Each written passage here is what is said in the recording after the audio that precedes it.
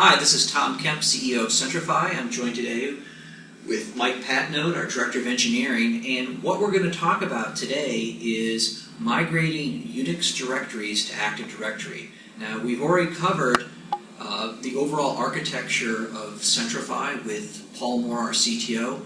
Mike also filmed a session on our NIS migration and NIS interoperability, but we wanted to take this session to talk more generically about just the overall process and philosophy of moving from legacy Unix directories to Active Directory, leveraging Centrify Direct Control. So before we get into the detailed chalk talk, Mike, why don't you talk philosophically about why people would want to move off of some of these legacy Unix directories to Active Directory? Well, what's happened in large organizations is the Unix infrastructure has grown up organically. So either maybe one person put up a Solaris machine here, another person put up an AIX machine here, maybe they did some local Etsy password work, and then maybe an engineering organization was actually smart enough to put together a NIS domain, so they have one way to manage it. So what you do is you have all these different ways of managing users and identities and passwords throughout the organization. And basically, and nowadays people are getting a lot of pressure from auditors, things like Sarbanes-Oxley, to essentially rationalize or essentially put all those users into one directory and essentially get your identity management done in one place, so you have better controls over what's going on in your organization. So why leverage Active Directory? Why the Centrify route of using Active Directory? Well, the primary reason is because is that most companies already have Active Directory administrators in-house. They have Exchange in-house, and it's already being used for those applications. Those applications aren't going anywhere. And rather than try to bend Microsoft to fit into something like OpenLDAP or something like that, it seemed much easier to take Centrify's product and allow you to leverage your internal Active Directory skills you're using already. Now, most Unix directories, either they support old protocols like NIS, or they're text files, or they may be old LDAP directory. But one of the advantages, correct me if I'm wrong, of going to Active Directory is also the Kerberos. Well, yes, that's the second thing too, is Active Directory just isn't a directory service, it's actually a security service as well. So it's actually very much like the original DCE designs that the Unix vendors did a long time ago. It's a directory service, it's security with Kerberos, and it's an RPC service as well. In fact, using the exact same RPC that was designed into DCE, Microsoft adopted that and put it into Active Directory. Okay, so people can help them meet Sarbanes-Oxley, have a consistent security policy, they can leverage existing technology using Active Directory, and they can get away from some of the pain points they have of having these islands of identity that are out there. Okay, so we have a solution, we recommend and leverage Active Directory, and we embrace and extend it.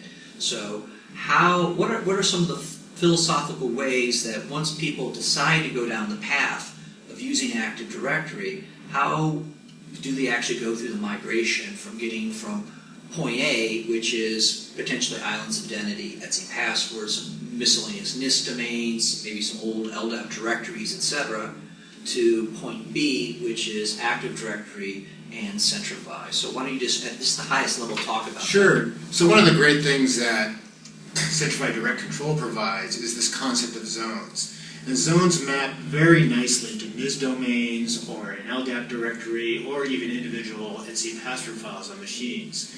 And what we allow you to do is we allow you to import the identities from each of those machines and then map them to a single Microsoft Active Directory identity. Okay. So you have one identity for your user, and that actually, and not only is that username information, but it's also his Kerberos credentials. So regardless of what his Unix ID is on each individual machine, his Kerberos credential is the same throughout the enterprise and in every application. So you actually know who this user is at all times, regardless of what their UID might be or what their Unix name might be if the spelling's slightly different.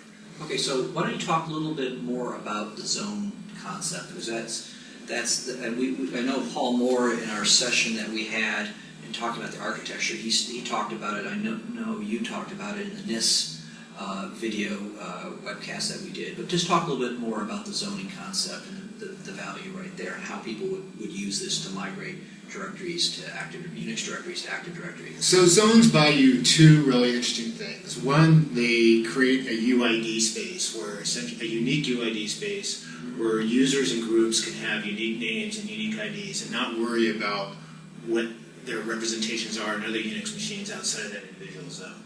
The second thing it allows you to do is allows you to create a group of users and a group of machines and actually do access management based on that division. Okay, so even if people were to have a single UID space in the Unix, say they just had a single NIST domain, right, that the value of zones is beyond the ability to map the multiple UIDs to a single AD. It provides that extra granular level of control and access to specific sets of systems. Is that correct? That's right. So one of the things that people use in the NIS world, you may be using a complicated net groups organization to try to control who can get to what machines. Mm-hmm. So even if you only had one NIS domain, but you had all these net groups, one of the things you could do is actually split that single NIS domain into two zones, and then you could very clearly see, and one of the nice things that direct control provides is also reporting and even a GUI. So the GUI, even from the GUI, it's very easy to see these users can get to these machines, these users can get to these machines, and there's no complicated parsing that needs to be done of any sort of net groups file or anything like that. So what if people did have multiple NIST domains, and it sounds like zones do provide the flexibility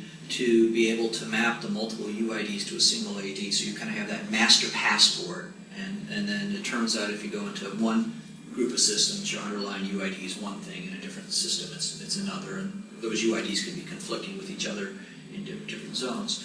But what if people really want to say, you know what, I actually want to have a single UID space? And you definitely do. In the perfect world, you don't want to have that situation where your UID is different on different machines, especially because once you start sharing file systems via NFS, then that complicates that problem. But in the real world, it's just really hard to change it overnight, because you've got, not only do you have all the files issue, and that's actually a fairly simple problem to deal with, but maybe you have databases and applications that have those UIDs stuck in it, and you've got backup tapes. So there's nobody wants to go through all the rest of their backup tapes and change all the UIDs on the backup tapes on the files there. It's just not possible. And at the same time, what a lot of these administrators are having is they're having a lot of pressure, once again, from the auditors and from the Sarbanes-Oxley stuff. They need to do this stuff now. They don't have time to go through the whole organization and change all the UIDs. Also, one of the things zones provide you is we're not going to make you butcher your OU organization just so you can account, so you can do the migration. So zones actually provides a nice migration path to actually get you there. You can pass your audit issues immediately. Okay. And then what we have is essentially now you have a nice look, and we can actually give you a nice report.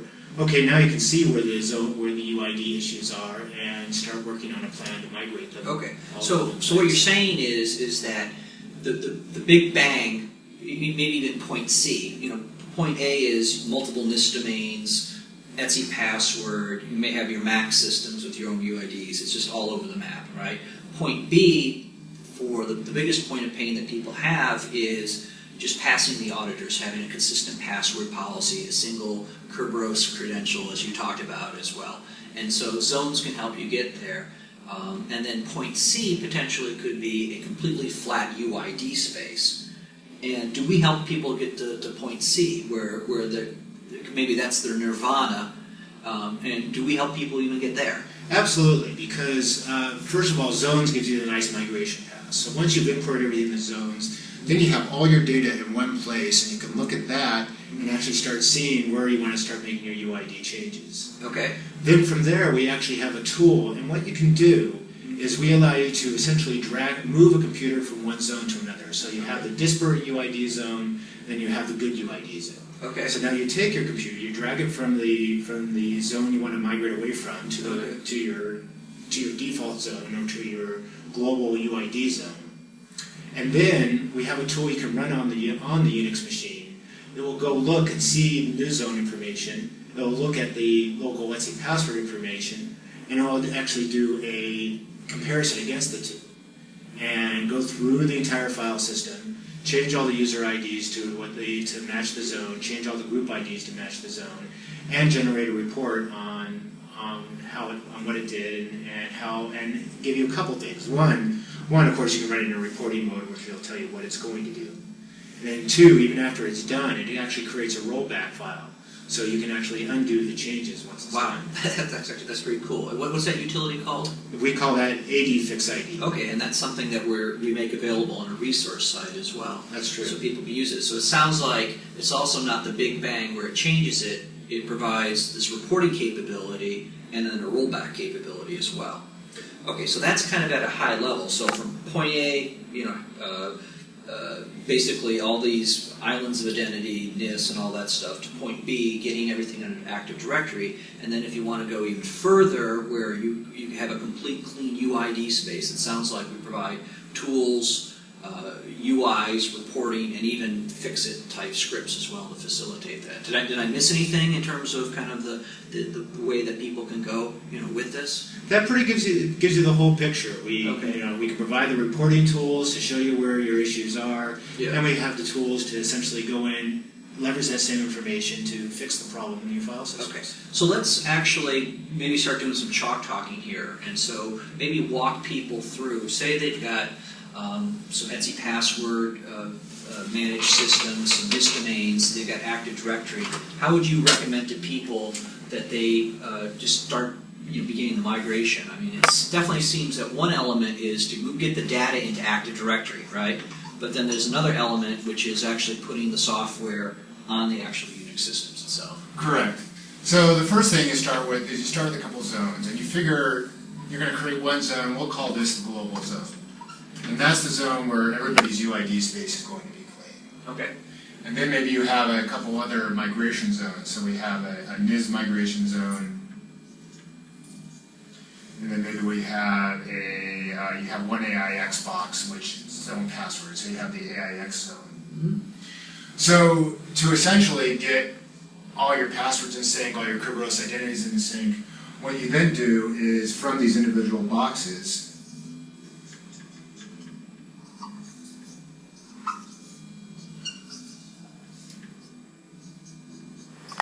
is import the local users into here.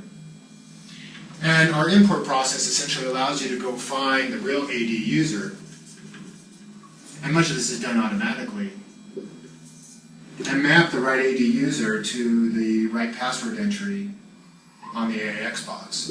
Basically, and that information will be reflected in the zone.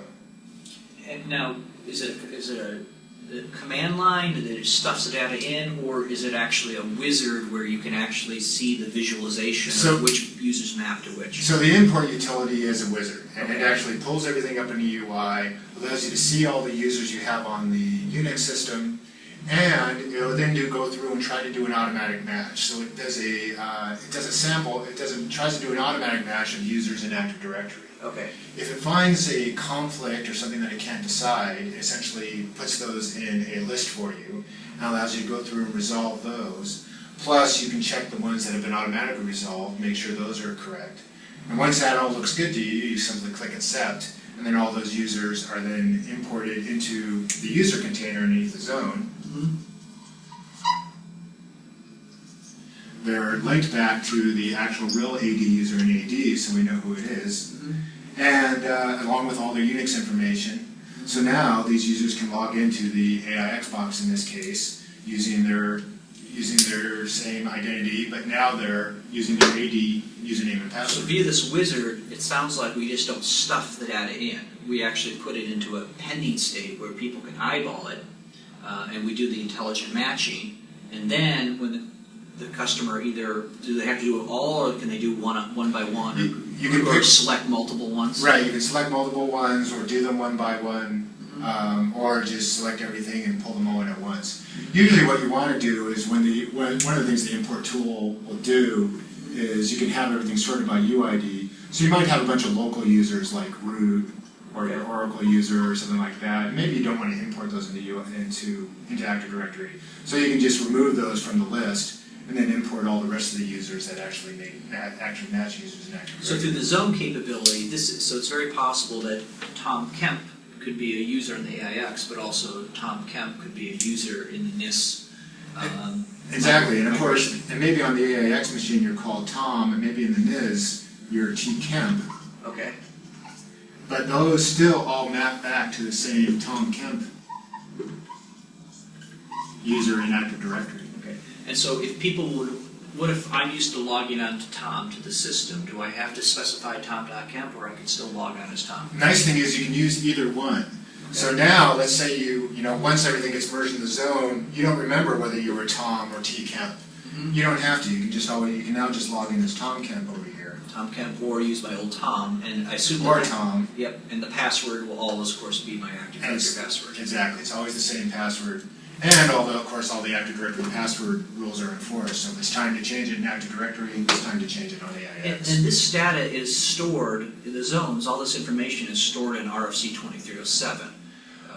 The schema that Microsoft provides, so people could query this and do LDAP. That's correct. You can do LDAP queries on this data and pull it directly using our C2007 attributes. So if that's the case, so do we also provide, I assume we also provide some APIs to access this data, so to help people in the migration process? Sure. There's command line utilities, even just the typical Open LDAP search, Open LDAP utilities that we put on every Unix box. Okay. Plus we have a set of libraries that we install, a set of VB script, or actually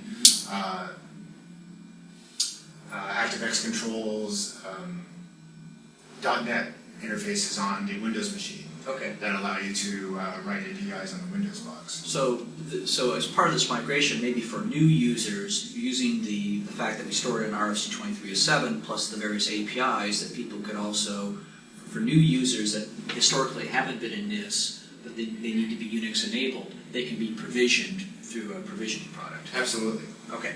Now, what if that people just want to get the quick hit of just having the password stored in Active Directory and still rely on NIS to provide the home directory, etc.? Do we support that scenario? Yeah, we actually do. We actually have a mechanism where we can say, for this user, just look in the Active Directory for their password information and still use whatever local password mechanism is available, or local profile mechanism is available, to get their username and UID and group information. Okay, so walk me through why would people even want, so that sounds like the most basic level of migration, just getting the password so you can have the password policy.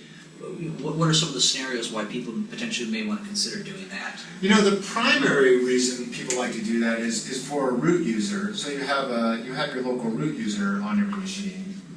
And what you really like to not do is have to, and what I've seen admins do is they have this, piece of paper that has all the root passwords for every machine, and for every Unix machine they have. So what would be really nice is actually to map. You still want to keep this root user local because, network might be down, you're booting a single user mode, a lot of conditions where that's important to have that information here locally. But you might want to have the password be managed by, the typical thing we see people do is do it per zone. So you have root _ zone name, so I'm going to say make one for the global.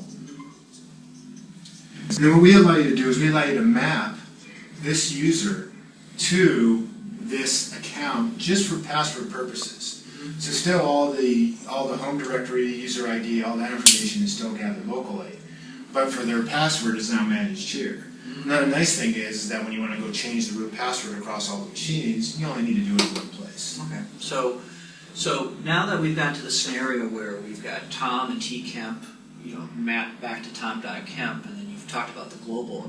Maybe to kind of take it to the next step in terms of how people could eventually, so this seems to be that point B where you're now leveraging AD as the back-end credential. What's the next step after that, potentially, where people could even further go? So now there comes a point where you have to decide: are you using zones just to map different ID issues, or what you probably want to start migrating to is zones that start representing your how you actually limit machines out. So maybe you have one for your accounting department, or maybe there's one for your database administrators. And in the case of the zone for your database administrators, one of the things you don't want to do is you don't want to have to create an organizational unit for your database administrators. That makes no sense. The zones don't depend upon organizational units. They can be anywhere you want in your Active Directory tree. So you create a zone for your database administrators, and you put all the database machines in here. But what you want to do is you want to be sharing the same UIDs that are in that UID information that's in your global zone. And what we have is we have a tool which we call ZoneGen. And ZoneGen allows you to create a very sophisticated specification using XML to say what users from this global zone, or from any zone, would be copied to another zone and be kept in sync on a regular basis. So I can essentially pick the database users by some group that's defined in AD.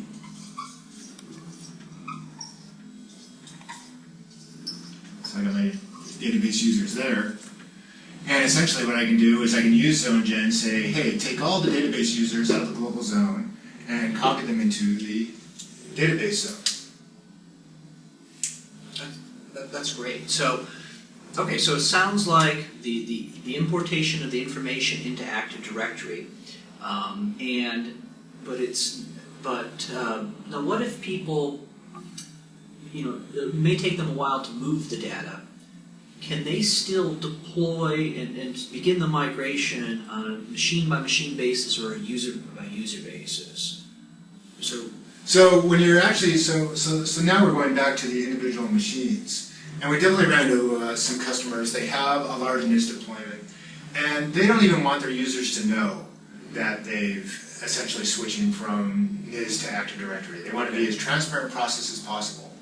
And because of the way things work and the way that Unix, and how we configure Unix to resolve usernames, when we configure the nswitch.conf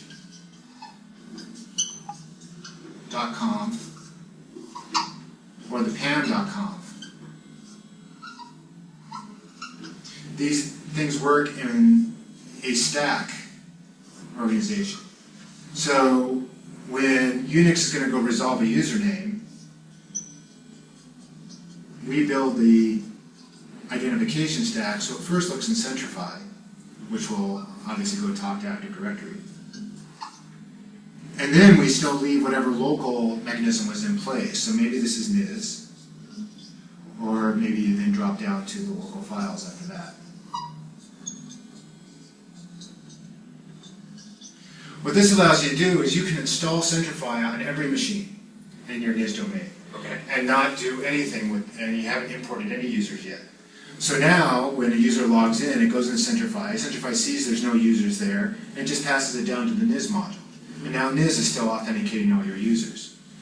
And then, one by one, you can essentially go to each user and say, okay, today when you log in, you're going to have to use your Active Directory password. So that user logs in, and rather than type in their NIS password, they now type in their Active Directory password, and nothing's really changed for them besides that. So you could have a scenario where you deploy the agents on all the systems, but then maybe just take it 5 people a day, tell them, okay, start using your AD your AD password, but the other, say 100 or 200 people, they just continue to log on. So even though the agent and the product's installed right there, it's really just flicking that Unix enabled switch at that point, even though you've imported the data in. Once that switch is flicked, then it'll start. Then based on the ordering the stack, will start using AD. Right, and the nice thing is because of our import tool, I could have sucked all the data in from NIS. Okay. So I have all the users here, but they're all in my pending queue. Mm-hmm. So as you said, now as I want to pick 5 users, I can just take 5 users out of my pending queue, move them over, and those 5 users are now logging in via the Active Directory. Meanwhile, the rest of the users are still logging in via NIS. Mm-hmm. And so, and then what about that scenario I talked about before where it just looks at, so I assume that in this scenario it looks at not only the password but the UID, the home directory, the shell, etc. What about that scenario where we just want to look up the password? What does the user have to do to to enable for a specific user just to look at the password and not the other, and to maybe use NIS or Etsy password for the ID or the shell or whatever. Well, if the administrator wants to do that, that's actually a configuration that can be controlled via group policy. Okay. And so there's some settings some settings in a local configuration file that the Centrify agent looks at. Okay. And those can be configured through group policy. Gotcha. Now, NIS. This maybe ties in and overlaps with the discussion we had before about NIS, but it turns out there's some additional data regarding NIS, the net groups, the auto mounts, etc. Can you walk people through about if they had NIS, they still want to leverage the data as part of the migration process? How do they handle those additional maps? So the other thing we're able to do is within each zone can actually have its own set of NIS maps as well. And in that case, we can actually take directly from NIS, we can import all the NIS maps that are currently being stored here into our NIS map table within each zone. Okay. So this once again very nicely that each zone maps to a different NIS domain. Okay. And the other thing that we'll do for once that's done, what you can do is you can essentially replace your NIS server with Centrify's NIS server, which we call AD-NIS. And now any NIS requests that come in are actually pushed back to Active Directory, and the data is pulled out of Active Directory. So, especially on a local system, the good news there is the communication is back via Kerberos and LDAP as opposed to the NIS. That's right. This is an encrypted. This is an encrypted connection. So no longer do you have, well, two things you're avoiding. One, you're no longer putting your password hashes in the clear on the network, and as well as you're now getting stronger authentication out of AD, but still being able to pull all your NIS information out of using your same applications. Now, having the ability to have multiple NIS maps, I mean, that seems to be pretty key, that you just don't have to rely on a single global NIS map if you have multiple NIS domains. Right, and people run into that all the time, where when they start building their auto home tables or their auto mount tables, they just become tremendously huge because they're trying to support every machine in the company. And one of the nice things you can do is, once you have a zone, now you have NIS maps just for that zone, and so now your tables are much smaller and much easier to manage on a zone-by-zone basis. Gotcha. Now, in terms of this is the deployment on the system, this is the migration of the data, and we talked about how we provide wizards or command line interfaces and APIs to facilitate that. Now, what if people want to go to that last step of on an actual local system that they actually want to change the UIDs? Why don't we just drill down a little bit more on that? So now, then we get to AD FixI. So this is a free utility that's on our website that provides this capability. Exactly. And what this will do is this AD FixID can look at the local Etsy password file or look at a NIS domain and look at the user information that's there and the information in the file system. It also talks back to our Centrify agent and talking back to Active Directory to then query that same user information from there and do a comparison. So what I'll then do is essentially look for conflicts. So I'll basically say, oh look, I've got Tom here, and Tom's UID on the AIX machine is 500, but his UID in the global zone is, let's say, 357. So what he's going to do is say, okay, now I need to go find all the files that are owned by UID 500 and change them to be owned by UID 57. And then this AIX zone can essentially go away, and we just move the AIX machine over into the global zone. And so when it goes to, does it just blast out and just change everything, or? Well, it has a couple of options. So first you can run it, and it will generate a report. So you can essentially generate, by default it runs in report mode, and it'll create this whole report of all the files on the system. Because there's a number of cases that can happen. One is we find some simple mappings, and we're able to easily map the users back to the AD users. There may be some other cases where we can't find a user that matches. And there may be some conflicts. There could be, maybe there could be an issue where there's already a user with UID 500 here, and that same user, so Joe has user ID here, and then Joe's on this system, and he's already got, and he's got ID 357, let's say in this case. So the tool needs to be clever, as we can't go changing all these files to 357, because now we don't know which files are Joe's files and which files are Tom's files. So we need to actually be intelligent about this. And there's a couple different ways the tool uses it. One is it can just record basically record which files belong to who, and then know which ones to go change. Or also may temporarily move a user to, so maybe take Joe and maybe I'll temporarily move him to 10,000. Go through, do all the changes, then go back and say, okay, I know 10,000 is now Joe, so it's got to be moved back to his old ID. That seems like a pretty intelligent tool. Now, you mentioned, I think before, it has a rollback capability. Right, and all these things can be undone as well. Oh, So the tool creates a whole log of everything it's done, and if you decide there's a problem, you can essentially roll back. That's great. That's excellent. So maybe in summary, I mean, in terms of, it sounds like this is kind of almost a constant journey, because even if people go that last leg of completely moving to a single UID space, it sounds like the whole zones would be great to have in case there was M&A, acquisitions, etc. Because you can't be guaranteed that someone else, like if you go out and acquire a company, that they've thought of their UID space, perfectly right there. And of course, it also sounds like the zones also have the added value of the access control. So, sounds like nirvana may be reached, but it may only be for a couple of days, and the business changes, may occur. Right, and so acquisitions are easy. The other thing the tool provides you the ability to do is when you are actually restoring from a backup tape, one of the things that you can do is you can give AD FixID a directory name. Okay. So what you can do is you can actually create a subdirectory on this machine, restore your backup tape to that subdirectory with all the files and all the users.